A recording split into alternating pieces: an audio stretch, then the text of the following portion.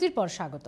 আপনারা দেখছেন চেতনা টিভি রাইস অনলাইন ক্লাসে। আজকের সাবজেক্ট ফিজিক্স, এবং শুধু ফিজিক্স নয়, আপনারা দেখে থাকেন চেতনা টিভিতে প্রত্যেক দিনই আপনাদের প্রিপারেশন কমপ্লিট করার জন্য প্রত্যেকটা important subject, exam oriented subject সমস্ত কিছুই থাকে কিন্তু রাইস অনলাইন ক্লাসে আপনাদের জন্য। আজও রয়েছে ফিজিক্সের বেশ কিছুটা ক্লাস আমরা করে ফেলেছি, কিছুটা সময় এখনো হাতে আছে। স্যার, হ্যাঁ, তো আমরা আবারও ক্লাসে ফিরে আসি।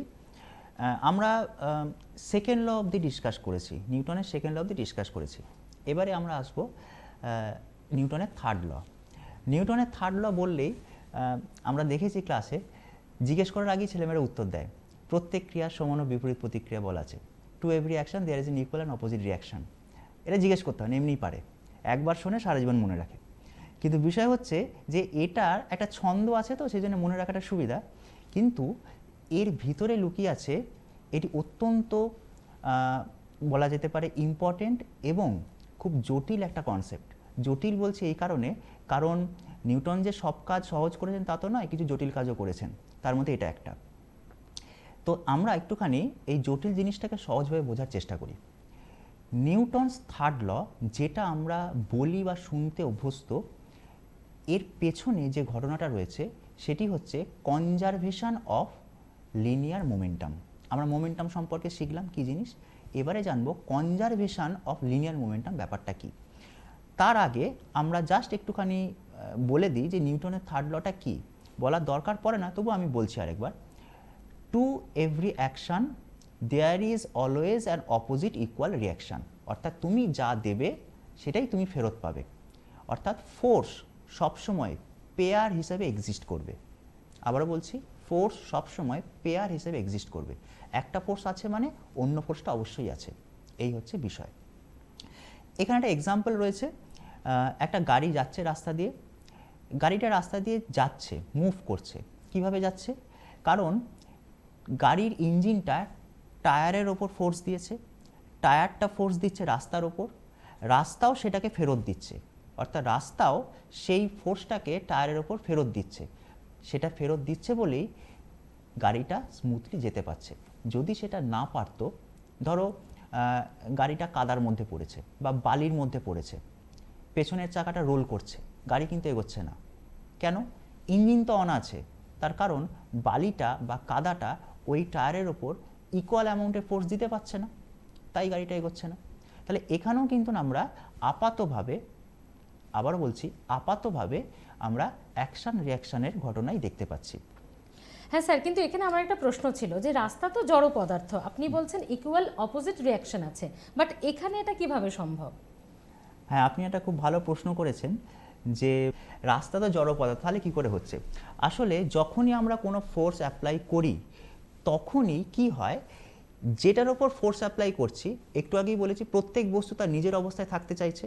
তাহলে আমি যে ফোর্সটা দিচ্ছি, যার ওপর দিচ্ছি, সেও তো নিজেকে পরিবর্তন করতে চাইছে না, সেও তো একই অবস্থায় থাকতে চাইছে। তার মানে সে একই অবস্থায় থাকার জন্যে সে সবসময় নিজেকে রক্ষা করার চেষ্টা করছে। তাই যেটা বাইরে থেকে এসছে সেটাও সে ফিরিয়ে দেওয়ার চেষ্টা করছে নিজেকে বাঁচানোর জন্যে, নিজেকে স্টেবল থাকার জন্যে। এই যে যেটা সে ফেরত দিল, এটাকেই আমরা বলি রিয়াকশান বা প্রতিক্রিয়া। এটা যেমন রাস্তার ক্ষেত্রে সত্যি, এটা সেরকম প্রত্যেকটা জিনিসের জন্যই সত্যি, আমাদের মানুষের মনের জন্য এটা সত্যি কথা। বেশ, এবারে আমরা এই যে কনজারভেশন যে কথাটা, এই কথাটার গুরুত্বটা একটু বোঝার চেষ্টা করি। এই জায়গাটাই হচ্ছে আমাদের মূল জায়গা, থার্ড লয়ের মূল জায়গা। দেখো, খুব মন দিয়ে শুনবে, বোঝার চেষ্টা করবে। কনজারভেশন, কনজারভেশন মানে কি? কনজারভেশন মানে হচ্ছে শুরুতে যা পরেও তাই থাকবে, শুরুতে যা পরেও তাই, এটাকে বলবে কনজারভেশন। ব্যাপারটা কি? ধরো এই যে এখানে একটা কামান আছে, এই কামানটার মাস হচ্ছে ক্যাপিটাল এম, আর ভিতরে যে গোলাটা রয়েছে তার মাস হচ্ছে স্মল এম। তাহলে পুরো সিস্টেমটার মাস কত? Capital M plus small M.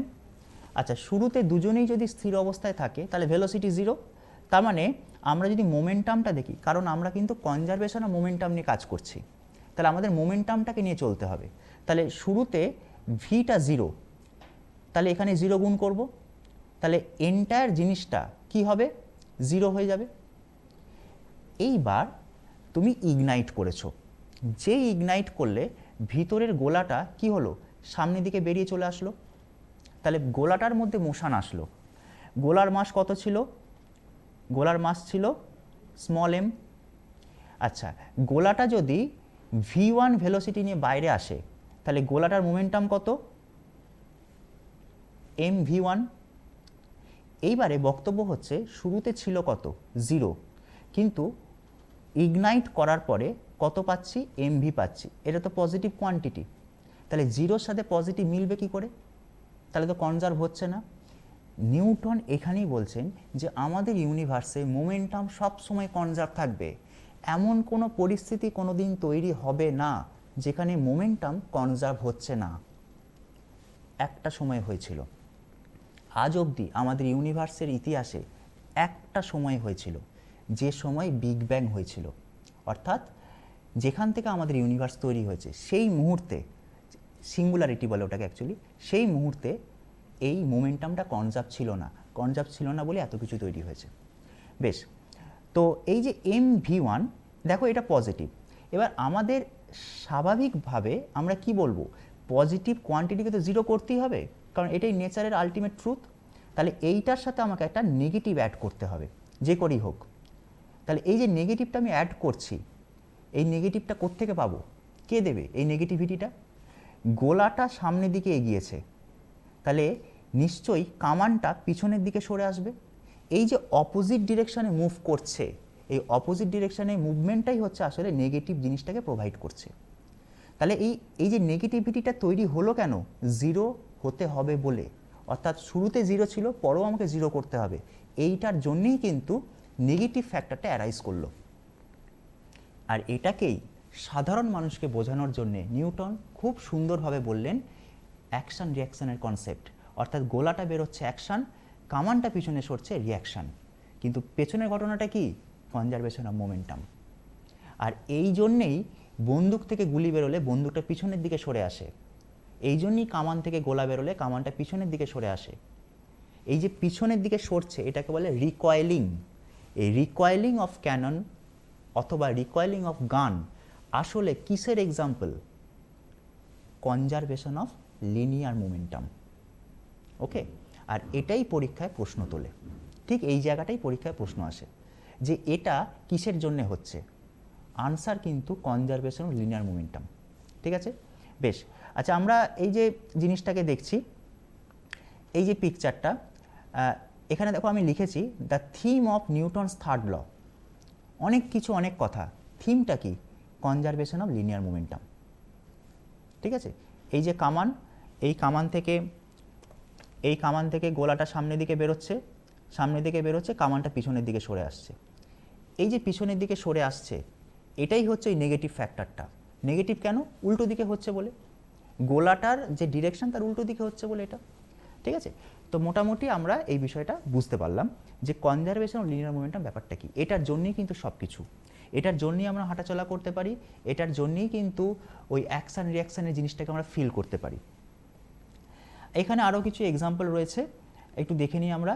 একটা লোক নৌকা থেকে জাম্প করে ওপরে উঠছে, নৌকাটা পিছনের দিকে সরে গেল, কনজারভেশন লিনিয়ার মোমেন্টাম, বা আমরা এটাকে ক্রুড ওয়েতে অ্যাকশান রিয়াকশান বলতে পারি। এই বন্দুক থেকে গুলি বেরোচ্ছে, বন্দুকটা পিছনের দিকে সরে গেল, একই জিনিস। রকেট উঠছে, কনজারভেশন লিনিয়ার মোমেন্টাম, পরীক্ষায় প্রশ্ন আসে, রকেটের এই প্রশ্নটা কিন্তু পরীক্ষায় আসে। ঠিক আছে, নেক্সট, একটা বেলুনকে হাওয়া ভর্তি করে বেলুনটাকে খুলে দিয়েছো মুখটা, তাহলে হাওয়াটা নিচের দিকে বেরোচ্ছে, এর যে মোমেন্টাম কনজারভেশন তার জন্যই এটা উপরের দিকে উঠছে, বেলুনটা উপরের দিকে উঠছে। রকেটের মোশনটাও কিন্তু একই রকম, একই ঘটনা থেকে এটা হয়। বেশ, এবারে আমরা চলে আসি কোয়েশ্চেন্সে। আমাদের কম্পিটিটিভ ফিল্ডে যে কোয়েশ্চেনগুলো আসে, কীরকম প্রশ্ন আসে সেই জিনিসগুলো আমরা একটু ডিসকাস করি। ঠিক আছে, এখানে কি বলেছে? In a rocket a large volume gases produces by a combustion of fuel is allowed to escape through its tail nozzle. একটা রকেট, সেই রকেটটা লিফট করছে, টেক অফ করছে, তাহলে এটা কিসের এক্সাম্পল? কোন প্রিন্সিপাল এটাকে ফলো করছে? তাহলে কি হবে? এক্ষুনি বললাম কনজারভেশন অফ মোমেন্টাম। তোমাদের আমি একটা কথা জিজ্ঞেস করি, একটা কথা বলি। তোমরা এই যে রাফাল টাফাল এই যে শুনছো না, যে ফাইটার প্লেন কিনছে, জেট প্লেন কিনছে, খেয়াল করে দেখো তো এই সমস্ত ফাইটার প্লেনগুলো যখন ফ্লাই করে অনেক হাই অল্টিটিউডে থাকে, আবার প্যাসেঞ্জার এরোপ্লেন যেগুলো, এয়ারবাস যেগুলো, সেগুলো কিন্তু অনেক নিচে দিয়ে যায়। কেন? দুটোই তো ফ্লাই করছে, তাই ডিস্টেন্সটা আলাদা কেন? আলাদা এই কারণে যে দুটোর টেকনিক আলাদা, দুটোর টেকনোলজি আলাদা। ফাইটার প্লেন, জেট প্লেন বা রকেট এরা সবাই মুভ করে কনজারভেশন অফ লিনিয়ার মোমেন্টামের উপর, সেই জন্য এরা হাই স্পিড গেইন করতে পারে।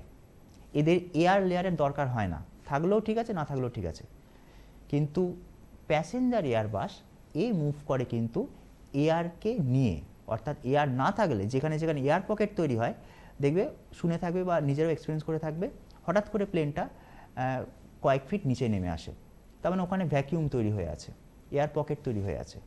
তো দুটোর কিন্তু টেকনিক আলাদা, টেকনোলজি আলাদা। এটাও কিন্তু পরীক্ষার প্রশ্ন যে ফাইটার প্লেন, জেট প্লেন কোন প্রিন্সিপালের উপর মুভ করে? আনসার কিন্তু কনজারভেশন অফ লিনিয়ার মোমেন্টাম। তো এখানে দেখো এই প্রশ্নটাই আমি জাস্ট তুলেছি, একদম ঠিক এক্সামে যেভাবে আসে সেইভাবেই। তাহলে এই যে এখানে রকেট দিয়ে বলা হয়েছে, এটা রকেট বা ফাইটার প্লেন বা জেট প্লেন যে কোনো হতে পারে। তো এটা হচ্ছে আমাদের কনজারভেশন অফ মোমেন্টাম। নেক্সট মজার প্রশ্ন বলছে একটা ওয়াটার ট্যাঙ্ক 2/3 ফিল আছে। ব্যাপারটা এরকম, ধরো একটা গাড়ি, ঠিক আছে, একটা গাড়ির পেছনে এরকম একটা ওয়াটার ট্যাঙ্ক আছে। তো এবার এটা বলছে 2/3 ফিল্ড, মানে 2/3 অংশ জল ভর্তি। এবার গাড়িটা যাচ্ছে, যেতে যেতে হঠাৎ করে গাড়িটা যদি থেমে যায় তাহলে কি হবে? তাহলে গাড়িটা থেমে গেছে, জলটা কিন্তু তার আগের মোশনটাই বজায় রেখেছে, অর্থাৎ জলটা কিন্তু তখনও ইনার্শিয়া মোশনে রয়েছে, তাহলে জলটা সামনের দিকে গিয়ে ধাক্কা দেবে। ঠিক যেমন আমরা একটু আগে দেখেছিলাম যে ড্রাইভার যাচ্ছে, হঠাৎ করে ব্রেক দিল, ড্রাইভারের বডির উপরের পোর্শনটা সামনের দিকে এসে হিট করলো। কেন করলো? একই কারণ, ঠিক আছে। তাহলে এইখানে যে প্রশ্নটা রয়েছে যে a water tank filled up to 2/3 of its height is moving with uniform speed, on sudden application of the brake the water in the tank would. কী হবে? ব্রেক করেছে, তাহলে মুভ ফরওয়ার্ড হবে, সামনের দিকে এগিয়ে যাবে। যদি প্রশ্ন করতো কেন, আনসার হতো ইনার্শিয়া অফ মোশন। এখানে বলেছে কোন দিকে এগোবে, তাই হচ্ছে আনসার মুভ ফরওয়ার্ড। যদি প্রশ্ন করতে কেন হচ্ছে, আনসার হতো ইনার্শিয়া অফ মোশনের জন্য হচ্ছে। বেশ, নেক্সট চেনা প্রশ্ন, পপুলার প্রশ্ন। Seat belt are provided in the cars so that if the car stops suddenly due to an emergency braking, the person sitting on the front seat are not thrown forward violently, saved from the getting injured. কেন হচ্ছে এটা? কিসের জন্য? নিউটনের কোন ল এটাকে support করছে? এটা কিসের জন্য হচ্ছে? ইনার্শিয়া অফ মোশনের জন্য হচ্ছে। ইনার্শিয়া অফ মোশন আমরা কোথা থেকে পেয়েছি কনসেপ্টটা? ইনার্শিয়া অফ মোশনের কনসেপ্ট পেয়েছি নিউটনের ফার্স্ট ল থেকে। তাহলে আমাদের এখানে আনসার কি হবে? Newton's first law of motion. Okay, বেশ, একটু যদি আমরা নিউটনের লয়ের থিওরিটা বুঝে যাই তাহলে কিন্তু আমরা কোশ্চেন্সগুলো আনসার করতে পারবো। এমন কিছু টাফ কোশ্চেন আসে না, মাঝে মাঝে ট্রিকি প্রশ্ন দেয়, কিন্তু কনসেপ্ট যদি আমাদের ক্লিয়ার থাকে প্রশ্নগুলো উত্তর করা আমাদের কাছে কোনো ব্যাপার না, শুধু একটু বুদ্ধি করে পড়তে হবে, বুঝে পড়তে হবে। Next, A passenger in a moving train, খুব খুব পপুলার প্রশ্ন এটা, এটা তো আমি বলবো যে খুব ইম্পর্টেন্ট প্রশ্ন। A passenger in a moving train tosses a coin. Tricky প্রশ্ন, ভালো করে শুনবে। A passenger in a moving train tosses a coin which falls behind him. একটা ট্রেনে একটা লোক যাচ্ছিল, হাতে একটা বল ছিল, মনে করো সেই বলটাকে উপরে থ্রো করেছে। এবারে লোকটা দেখলো বলটা তার পিছনে এসে পড়েছে। এইখান থেকে আমরা ট্রেনের মোশন সম্পর্কে কি ডিসিশন নেব? আমি যেমন বল দিয়ে বললাম, কোশ্চেন এটাকে বলেছে টস, একটা কয়েন টস করেছে, সেইখান থেকে প্রশ্নটা এসছে। তাহলে বলছে যে এই যে কয়েনটা পিছনে পড়েছে, এখান থেকে আমরা কি ডিসিশন নেব? এখান থেকে যেটা আমরা ডিসিশন নিতে পারি, দেখো যে মুহূর্তে মনে করো এটা এটা একটা কয়েন, এটা একটা কয়েন, আমি একটা মুভিং ট্রেনে আছি, আমি টস করলাম, কয়েনটা উপরের দিকে উঠলো। তাহলে যে মুহূর্তে কয়েনটা এয়ারের মধ্যে রয়েছে সেই মুহূর্তের মধ্যে যদি ট্রেনটা গতি বাড়িয়ে দেয় তাহলে আমি এগিয়ে যাব, কারণ আমি তো ট্রেনের সাথে অ্যাটাচড। কিন্তু কয়েনটা যেহেতু এয়ারের মধ্যে রয়েছে, ফ্লাই করছে, তাহলে ওই মুহূর্তে যে ট্রেনটা গতি বাড়িয়ে দিয়েছে সেই ইনফরমেশন তো কয়েনের কাছে নেই। তাহলে কয়েন কিন্তু আগের গতির নিয়ম অনুযায়ী আগের অবস্থায় পড়তে চাইবে। ফলে কি হবে, লোকটা ততক্ষণে এগিয়ে গেছে, কয়েনটা পিছনে এসে পড়বে। তার মানে কয়েন পিছনে পড়ছে মানে মোশনটা অ্যাক্সেলারেশন হয়েছে, অ্যাক্সেলারেটেড মোশন হয়েছে। যদি হাতে এসে পড়তো তাহলে ইউনিফর্ম মোশন, আর যদি কয়েন সামনে এসে পড়তো তাহলে বুঝতে হবে ট্রেনটা থেমে যাচ্ছে, রিটার্ডেশনে আছে। তাহলে এই জন্যই এই প্রশ্নটা খুব important. Next, unit of momentum already বলে দিয়েছি, কেজি মিটার পার সেকেন্ড।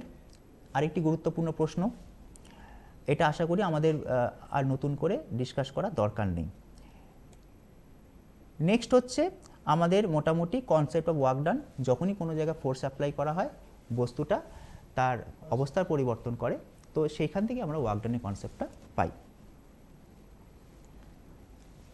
সময় শেষ, আমাদেরও আজকের ক্লাস এখানেই শেষ করতে হচ্ছে। বাট একদম ছোট্ট করে একটু জিজ্ঞেস করব, আপনি রকেট ওড়াটাকে কনজারভেশন অফ মোমেন্টাম কেন বললেন? ওটা তো যখন উড়ে যাচ্ছে ওটা শক্তির জন্য তো ওটাকে অত প্রেসার দিয়ে তারপর ফুয়েল নিয়ে ওটা ওড়ে, সেটাকে নিচে তো কোনো মুভমেন্ট হয় না। না, সেটাই যদি হতো তাহলে ওই যে থ্রাস্টটা পাচ্ছে, তাহলে যখন আমাদের আর্থ সারফেসকে সে লিভ করছে তাহলে ওই মোশন নিয়ে সে যেতে পারতো, তাকে আলাদা করে আর ফুয়েল ট্যাঙ্ক ইউজ করতে হতো না। কিন্তু ফুয়েল ট্যাঙ্ক ইউজ করতে হচ্ছে এই মানে এটাই যে যখন সে ফুয়েলটা রয়েছে, ওই যে ফুয়েলটা থ্রাস্ট পাচ্ছে, অর্থাৎ প্রত্যেকটা মুহূর্তে তার মাসটা কমছে। যত মাস কমছে, মোমেন্টাম যেহেতু কনজার্ভ, তাহলে মাস কমছে মানে ভেলোসিটি বাড়ছে। আচ্ছা, ওই যে ভেলোসিটিটা বাড়ছে ওটাই ও গেইন করে।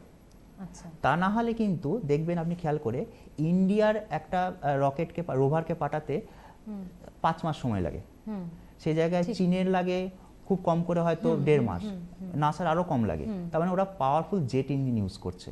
তার মানে ওই যে ভেলোসিটি নিয়ে মাসটা বেরোচ্ছে, ফুয়েলটা খরচা হচ্ছে, সেটা অনেক বেশি থ্রাস্ট ইউজ করছে, ফলে কনজারভেশন অফ মোমেন্টামটা অনেক বেশি হচ্ছে। যেটা আমরা চন্দ্রযান 2 এর ক্ষেত্রেও বোধহয় ইউজ করতে পারিনি আমাদের কস্টিং এর জন্য আমাদের খরচটা কমাতে হবে।